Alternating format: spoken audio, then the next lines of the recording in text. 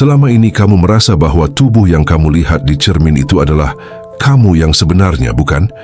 Kamu mati-matian mendandani jasad itu, memberinya makan enak, membalutnya dengan pakaian mahal, dan panik setengah mati ketika ada satu kerutan muncul di wajahnya. Tapi, pernahkah kamu merasakan sebuah keganjilan yang sangat halus namun menyiksa, di mana kamu berada di tengah keramaian, tertawa bersama teman-teman, tapi batinmu merasa sepi seolah-olah kamu sedang terasing di planet lain? Itu adalah tanda bahwa kamu sedang tertipu oleh matamu sendiri. Kamu pikir rasa lapar yang terus-menerus menderu di dadamu itu adalah lapar akan materi, cinta manusia, atau pengakuan dunia. Padahal itu adalah teriakan dari sesuatu yang terkurung di dalam sangkar tulang rusukmu. Kamu bukanlah tubuh yang memiliki jiwa, sahabat. Kamu adalah jiwa abadi yang sedang terjebak menumpang di kendaraan fana bernama tubuh. Yang anehnya, justru kendaraan itulah yang seringkali memperbudak sang sopir hingga lupa jalan pulang. Kamu sedang mengalami amnesia spiritual tingkat akut, dan rasa sakit yang tak terjelaskan itu adalah alarm yang berbunyi nyaring namun terus kamu matikan tombolnya.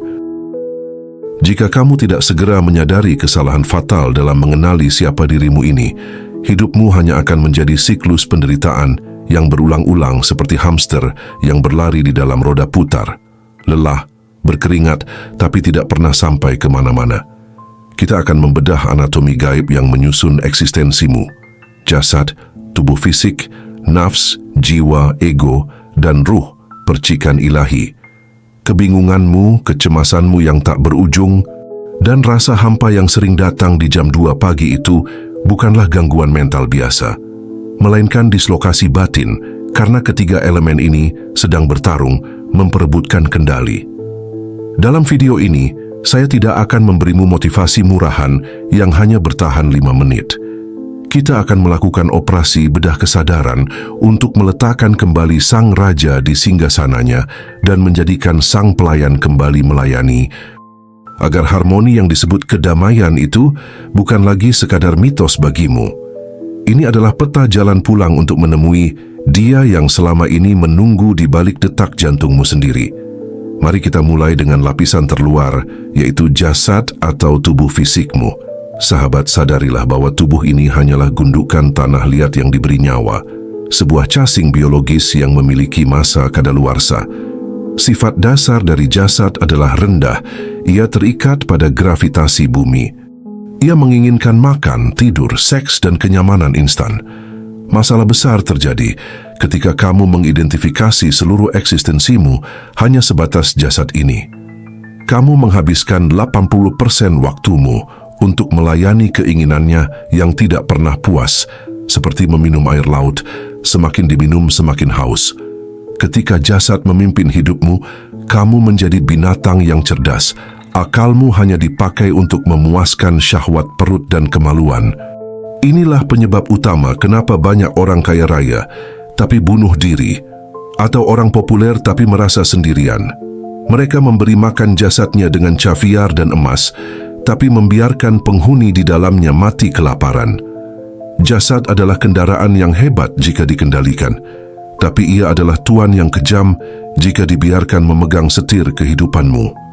Lalu ada lapisan kedua, yang lebih halus namun lebih buas, yaitu nafs atau jiwa. Disinilah letak emosimu, ambisimu, kemarahanmu, dan egomu bersemayam. Nafs adalah aku yang selalu ingin diakui, yang sakit hati ketika dihina, dan yang sombong ketika dipuji. Dalam psikologi modern, ini mungkin disebut self atau ego. Namun dalam kacamata sufisme, nafs adalah medan pertempuran antara cahaya dan kegelapan. Nafs memiliki sifat seperti bunglon. Ia bisa menjadi nafs ammarah yang menyuruh pada keburukan, menarikmu jatuh ke level binatang. Atau ia bisa bertransformasi menjadi nafs lawamah yang mulai sadar dan menyesali dosa. Celakanya, banyak dari kita membiarkan nafs ini liar tanpa tuan. Kamu menuruti setiap bisikan moodmu. Aku lagi nggak mood ibadah, kata nafsmu, dan kamu menurutinya. Aku benci orang itu, teriak nafsmu, dan kamu memusuhinya. Kamu menjadi budak dari perasaanmu sendiri yang fluktuatif, terombang-ambing seperti gabus di lautan lepas. tanpa sadar bahwa nafs seharusnya dididik, bukan dituhankan.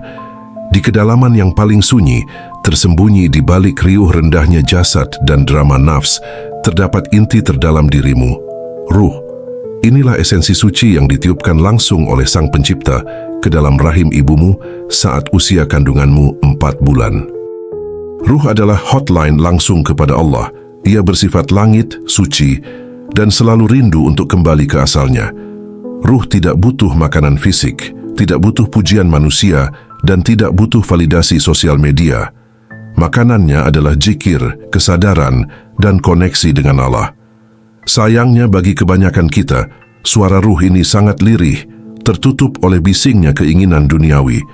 Ruhmu seperti seorang raja yang dikudeta oleh pembantunya sendiri, jasad dan nafs, lalu dikurung di ruang bawah tanah yang gelap. Rasa hampa yang kamu rasakan itu sebenarnya adalah tangisan ruh yang sedang sakaratul maut karena tidak pernah kamu beri makan. Ia meronta, memanggilmu untuk pulang, tapi kamu menyumbat telingamu dengan hiburan-hiburan dunia yang melalaikan. Jadi sahabat, penderitaanmu yang sesungguhnya bukanlah karena dompetmu tipis, bukan karena kamu diputusin pacar, atau karena karirmu macet. Itu semua hanya pemicu. Akar masalahnya adalah hierarki yang terbalik di dalam dirimu. Kamu meletakkan jasad sebagai raja, nafs sebagai perdana menteri, dan ruh sebagai budak. Tentu saja negaramu, dirimu, akan hancur berantakan. Ketika hierarki ini kacau, kamu mencoba memuaskan kerinduan ruh dengan kesenangan jasad. Kamu merasa kosong, ruh butuh Allah, tapi kamu malah pergi belanja, memuaskan nafs, atau makan berlebihan, memuaskan jasad. Hasilnya, kekosongan itu makin melebar. Kamu seperti orang yang mencoba memadamkan api dengan menyiramkan bensin.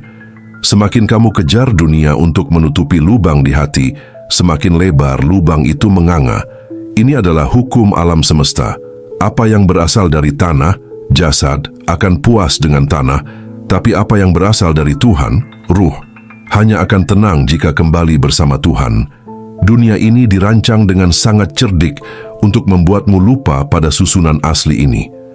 Sistem sosial kita, iklan-iklan di layar HP-mu, semuanya didesain untuk berbicara pada jasad dan nafsmu, bukan pada ruhmu. Mereka menjual kosmetik untuk jasad, menjual status untuk ego, tapi tidak ada yang menjual ketenangan untuk ruh. Kamu dipaksa memakai topeng demi topeng. Di kantor kamu pakai topeng profesional, di depan teman pakai topeng asyik, di depan orang tua pakai topeng anak baik. Lama-kelamaan, topeng itu menempel begitu erat hingga kamu lupa wajah aslimu. Kamu menjadi asing dengan dirimu sendiri. Inilah yang disebut alienasi diri. Kamu sukses di mata orang lain, tapi bangkrut di mata batinmu sendiri. Kamu membangun istana di luar, tapi membiarkan rumah di dalam dirimu menjadi gubuk reot yang penuh sarang laba-laba. Dan Allah, dengan kasih sayangnya, seringkali harus menghancurkan istana luarmu itu agar kamu mau menengok dan memperbaiki gubuk di dalammu. Lantas, bagaimana cara membalikkan keadaan ini? Langkah pertamanya adalah diam. Berhentilah berlari sejenak, tarik napas panjang dan sadari bahwa aku bukanlah pikiranku, aku bukanlah perasaanku, dan aku bukanlah tubuhku. Gunakan teknik disosiasi ini. Ketika kamu marah, katakan pada dirimu, nafsku sedang marah, bukan aku marah. Ketika kamu lapar mata ingin belanja, katakan, jasadku sedang ingin dimanjakan, bukan aku butuh ini. Dengan memberi jarak antara sang pengamat, ruh, dan objek yang diamati, jasad dan nafs, kamu mulai mengambil alih kendali. Kesadaran ini adalah cahaya pertama yang masuk ke celah gelap batinmu. Kamu mulai menyadari bahwa kamu adalah sang tuan rumah, dan pikiran serta emosi hanyalah tamu yang datang dan pergi. Jangan biarkan tamu yang kurang ajar mengatur rumahmu. Usir tamu yang membawa kotoran dan muliakan tamu yang membawa ketenangan. Inilah awal dari kebangkitan spiritual yang sejati.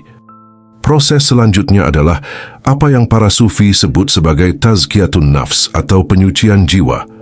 Ini bukan berarti membunuh ego atau menyiksa tubuh, melainkan mendidiknya. Seekor kuda liar, nafs, Jika dibiarkan akan menendang pemiliknya, tapi jika dilatih dengan sabar dan tegas, ia akan menjadi kendaraan perang yang gagah berani. Latihlah nafsumu dengan puasa, bukan hanya puasa makan, tapi puasa dari komentar negatif. Puasa dari scroll media sosial yang tidak perlu, puasa dari keinginan untuk validasi. Paksa nafsmu untuk tunduk pada perintah ruh. Awalnya akan sakit, sangat sakit. Nafs akan memberontak, berteriak, dan membuatmu merasa sengsara karena jatah makannya dikurangi. Tapi percayalah, rasa sakit itu adalah rasa sakit penyembuhan, seperti rasa perih saat alkohol diteteskan ke luka yang infeksi. Biarkan rasa perih itu ada, amati saja, dan teruslah berjalan menuju Allah. Perlahan kuda liar itu akan menjadi tenang, dan saat itulah ia berubah menjadi nafs mutmainnah, atau jiwa yang tenang. Sahabatku, mungkin saat ini kamu sedang berada di titik terendah. Hutang melilit, hati patah, atau penyakit menggerogoti. Jangan kutuk kegelapan itu. Seperti kata Rumi, luka adalah tempat di mana cahaya masuk kepadamu. Allah seringkali menggunakan penderitaan untuk menghancurkan cangkang keras egomu agar ruhmu bisa bernapas kembali. Kehancuranmu adalah undangan mesra darinya. Dia sedang rindu padamu. Dia ingin kamu berhenti bergantung pada manusia, berhenti bergantung pada saldo rekening, dan hanya bergantung padanya. Rasa sakit itu adalah cara dia memalingkan wajahmu agar menatapnya. Jika hidupmu mulus terus, mungkin kamu tidak akan pernah menggelar sajadah di sepertiga malam sambil menangis. Jadi, terimalah rasa sakit itu sebagai paket kasih sayang yang bungkusnya terlihat buruk. Di dalamnya ada hadiah berupa kedekatan yang tidak bisa dibeli dengan seisi dunia. Penderitaan memaksamu untuk jujur bahwa kamu lemah, dan di dalam kelemahan itulah letak kekuatan Tuhan bekerja. Puncak dari perjalanan pulang ini adalah penyerahan total atau tawakal. Ini bukan pasrahnya orang kalah yang putus asa, tapi pasrahnya seorang bayi di gendongan ibunya. Bayi tidak khawatir besok makan apa, dia tahu ibunya ada. Ketika ruh sudah memegang kendali, kamu akan masuk ke zona raditu billah, ridho dengan apapun ketetapan Allah. Kamu tidak lagi berdebat dengan takdir. Jika diberi kaya, kamu bersyukur. Jika diberi miskin, kamu bersabar. Kamu menyadari bahwa skenario Allah jauh lebih indah daripada rencana picikmu. Kamu mulai melihat Tuhan di segala sesuatu. Saat melihat pohon, kamu melihat karyanya. Saat melihat masalah, kamu melihat ujiannya. Hidup menjadi tarian ringan mengikuti irama takdir, bukan pertarungan tinju melawan kenyataan. Beban di pundakmu rontok seketika karena kamu sadar kamu hanyalah wayang dan dalangnya maha baik. Tidak ada yang perlu dikhawatirkan oleh seorang kekasih yang berada dalam pelukan kekasihnya. Inilah tujuan akhir kita. Pulang sebelum kita benar-benar pulang. Mati sebelum mati. Mematikan ego dan keinginan diri untuk hidup dalam kehendaknya yang abadi. Saat kamu mencapai titik ini, keheningan bukan lagi sesuatu yang menakutkan, melainkan menjadi sahabat paling karib. Kamu tidak lagi kesepian, karena kamu sadar Allah aqrabu min hablil warid, lebih dekat dari urat lehermu sendiri. Kamu berjalan di muka bumi dengan tubuh fisik, tapi hatimu tawaf di langit. Orang melihatmu biasa saja, makan dan minum seperti mereka, tapi batinmu sedang bercengkrama dengan yang maha suci. Inilah definisi angkat berjiwa yang sesungguhnya. Tubuhmu tetap berpijak di tanah, melakukan tugas-tugas duniawi, tapi jiwamu terangkat tinggi, bebas dari penjara materi, melayang dalam orbit cinta ilahi. Dan di sanalah, di titik nol itu, kamu akhirnya menemukan apa yang selama ini kamu cari di tempat-tempat yang salah, kedamaian sejati. Ingat ya sahabat, hidup ini cuma mampir minum. Jangan sampai kamu malah sibuk mendekorasi warungnya sampai lupa melanjutkan perjalanan. Parkirkanlah lelahmu, matikan mesin egomu sebentar, dan biarkan Allah yang menyetir sisanya. Kadang kita terlalu sibuk jadi Tuhan untuk diri sendiri, makanya pusing terus. Sudah, lepaskan saja. Ya Allah, Zat yang menggenggam jiwa kami di antara jari-jari kekuasaan-Mu, ampunilah kami yang selama ini menelantarkan ruh kami demi memuaskan nafsu yang fana. Basuhlah hati sahabat-sahabatku yang sedang menonton ini dengan air kesejukanmu. Angkatlah beban kecemasan dari dada mereka, gantikan dengan ketenangan yang tak tergoyahkan. Tuntunlah kami pulang kepadamu dengan hati yang ridho dan diridhoi. Saya doakan semoga hatimu selalu tenang dan Allah menuntun langkahmu dengan cahayanya. Jangan lupa like, subscribe dan save video ini sebagai pengingat dikala jiwamu lelah. Sekian dulu video kali ini, semoga bermanfaat dan sampai jumpa di video selanjutnya. Salam channel The Angkat Berjiwa.